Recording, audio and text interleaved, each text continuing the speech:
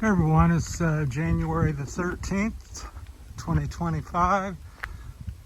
Tomorrow will mark my 2-year anniversary living in the Philippines.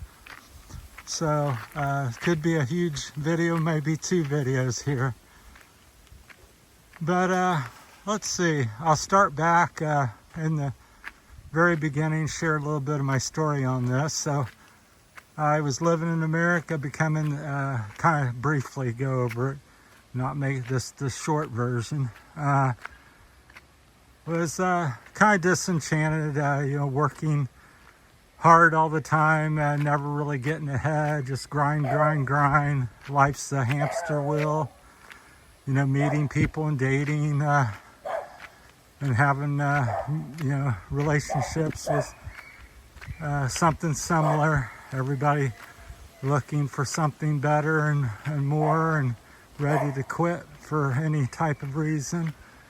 So I got interested in the Asian culture, and I dated a Chinese lady over in America for a brief time, and really caught my attention. Thought they're very hardworking, smart people, very family oriented. Hey buddy, shh, shh, shh. Shh means no in the Philippines. Hey! So anyhow, yeah, I always get an interruption here from a dog or something.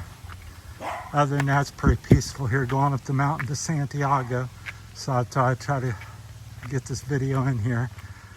But yeah, dated a Chinese lady, really liked that, so I become interested. So thought, well, how can I meet somebody from the Philippines? Didn't want to go on a dating site, heard horror stories about that. So I'll place my own ad and strike up a conversation with somebody. So that's what I did, and had no problem meeting couple dozen different women online, and met one in particular, and we started talking every day and stood out to me. So ended up pursuing that, and about 5 years later we finally got together, and she came to America and we got married on the K1 visa, and she's a Filipina, and that was the beginning of Terry's Philippine journey.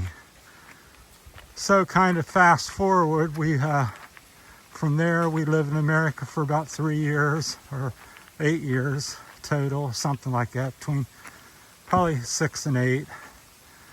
And my health started having issues with Parkinson's disease, and if that's what you want to call it.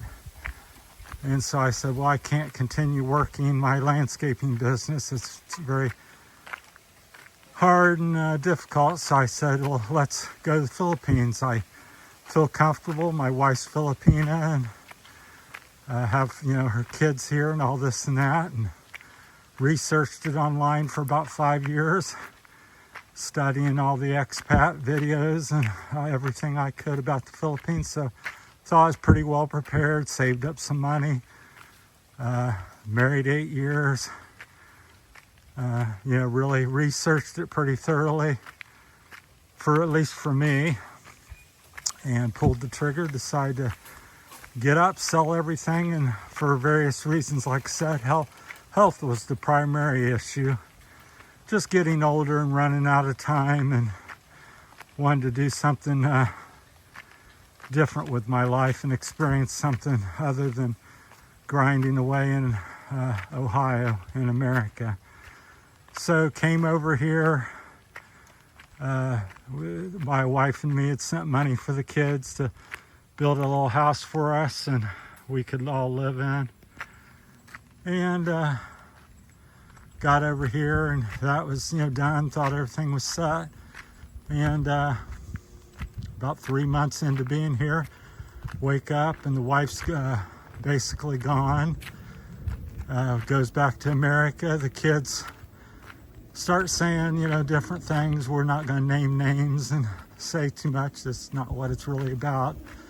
It's more just sharing an experience that I personally had, which I hear quite often over here. So I ended up leaving the house that I came over here to, that I thought was my retirement home and everything. So meanwhile, you know, people are very friendly here and easy to meet people and make friends. There's a side note to that though, we'll get into the later video, but so met some other people, moved over to another small barangay, which if you watch my videos, you know where I'm talking about. I'm not gonna mention people's names or every place I go. And I have some health issues there, you know, continue, and so I end up leaving to go to a medical facility in Iloilo, and I'd made a friend there about 1.5 years ago, and so they took me and their family there, and so that's been my journey. So that's some of my experience with Philippine culture and stuff. So back to what my thoughts are on all that. So that's a brief, quick history of my journey. You know, you come over here and so you think you got everything planned, insurance, house, or business, or you got you a girlfriend, you've talked online, you've came and met her before. Well, I'm just saying that I think the thing people overlook here is people are very hospitable and friendly, and that's very true, but at the same time, out of that population, I think in America, in comparison, you know, a lot of people just aren't friendly, per se, and you see that, and you go, oh, I know they're not friendly, you know, or they're into this or that. They kind of don't really hide it, the fact. You know, give me, you know, money, or I'm just out for this or that. Here, everybody comes across very friendly and it's kind of deceptive. So when you get over here, you know, as I've said in many videos, take your time, get to know people, get to know the culture. Where would I live? I wouldn't buy a house anywhere in the Philippines. I would come over and rent in an area you think you would have liked, Dumaguete, Cebu, Manila, Iloilo, Palawan, wherever, and you know, rent something for 3 to 6 months, get to know the area, get to know the people. If you like it, then start thinking to buy. So I would say take a minimum of 3 to 6 months.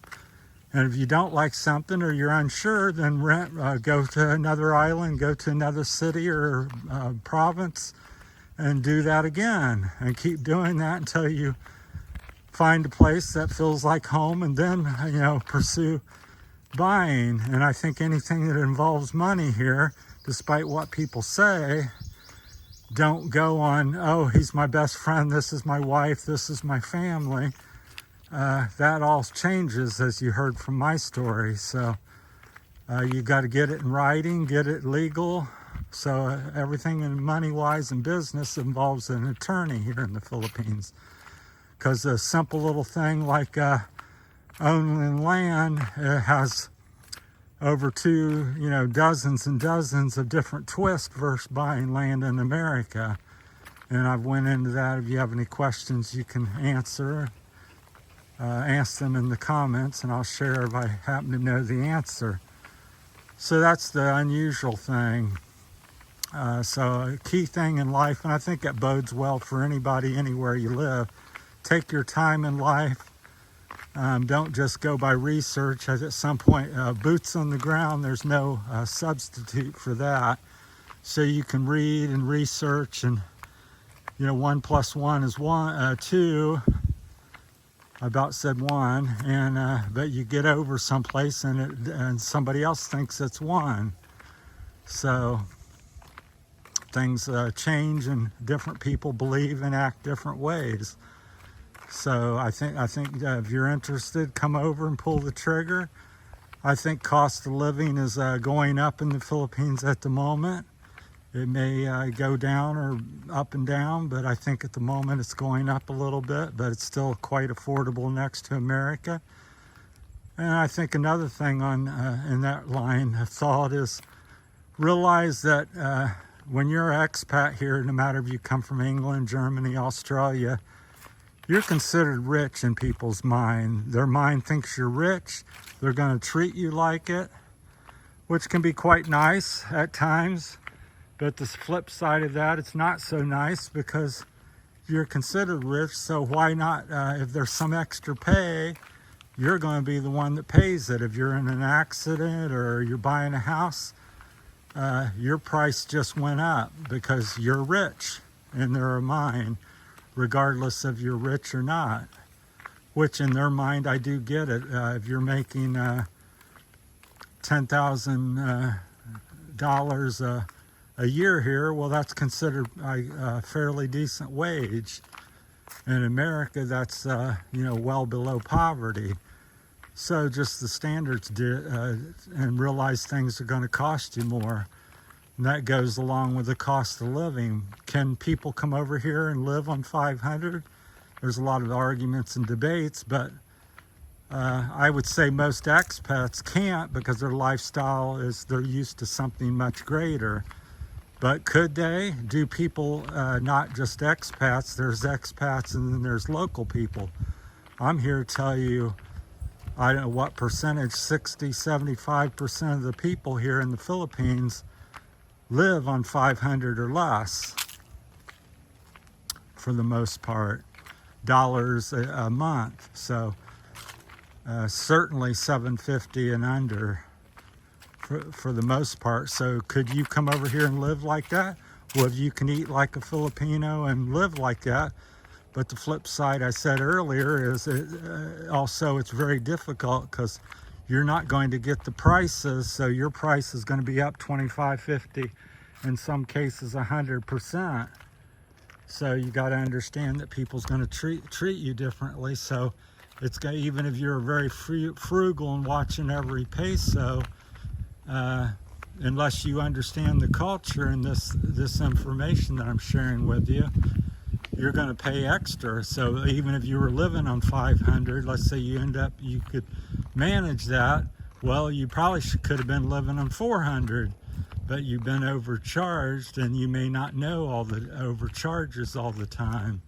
So I experience it every time I go to do something. My trip is a few extra pesos or 500 pesos extra because they see instantly, once they find out you're from America or your girlfriend's from America, they treat her something similar to you because they believe you have she has access to the American money.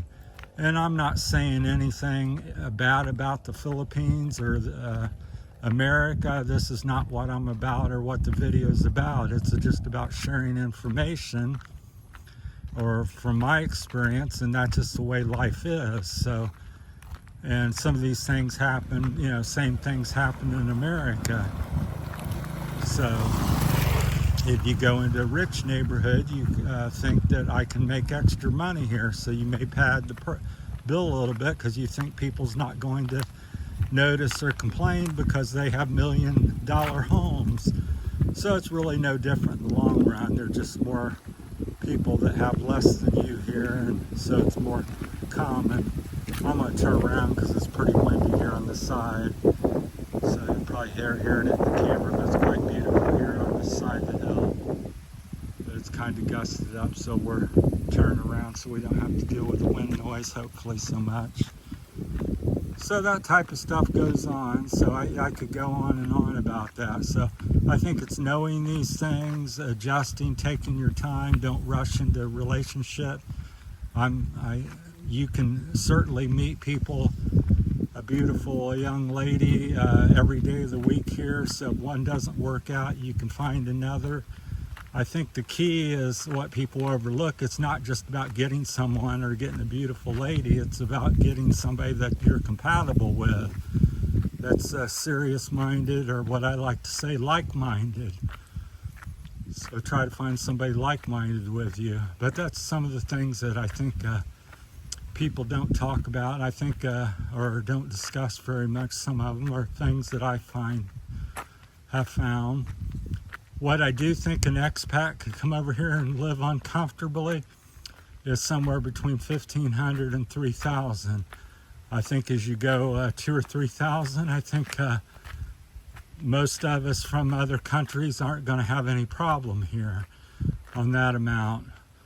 But it's really it's a variance. So if you're looking for an answer where somebody can say you can live on this or that, well, it's different for each of us.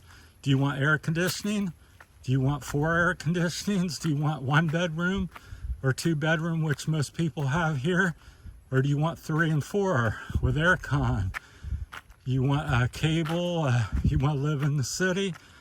Well, these things cost additional. So your cost of living here in the Philippines or wherever you would live will be more. So it's very simple. And the key in life, what I found in my years of living, is it's simple as to not so much, everybody's budget or get some numbers. If you make $1,000 a week or a month, live on what you make, live on less. I try to live on 50, 60% of what I make. And most people live at the ragged edge or above, and they wonder why they have issues. So no matter where you live in the world, I could come over here and live like a Filipino, and live on 500. I'm saying it's difficult because even though that's all I have, people's going to think I have millions of pesos, and they're going to, the prices will be higher, so it becomes harder to live on that. But it could and can be done. But I think it's an unrealistic number for the reasons I just described. Can somebody do it? Is somebody doing it from America? Yes, they are. But realistically, I would come over here with a sizable bank account, some kind of income, preferably 1,000 plus, 1,500 to $30,000 a month would be ideal. And go from there. Just take your time, make everything legal, realize the culture is where to be polite and very nice here, and within that mix of that, it gets lost all the different negative things that go on. People do things for different reasons here, but everybody smiles and calls you friend. So overall, I like the Philippines. I think I've met a lot of nice people here. I've had some bad experiences at the same time, but I try to deal with them, and that happens wherever I'm at, and go from there. So would I come over here again? Yes. Would I do stuff differently? A little bit. You're still going to make mistakes, but I think what I did is I've researched pretty thoroughly and thought I understood, but once I got here, it's hard to explain. So much different than the West. Similar issues, but a different way of them coming up and manifesting themselves. So that's my time. Thanks for staying with me and coming in on Terry's Philippine journey the last couple years. So I'll keep coming out with different things. I don't know how much I'll keep updating after the 2-year thing. I may go weekly or monthly or every 6 months or something. I don't know. I just do whenever the topic or I feel like I got something to add to it. So I hope everybody does well and somebody gains some good information. This helps somebody. If you already know all this and you're good to go, then that's fantastic. So that's my time. Thanks for watching. That's it from Terry's Philippine Journey. Appreciate everybody and have a blessed day. Thank you.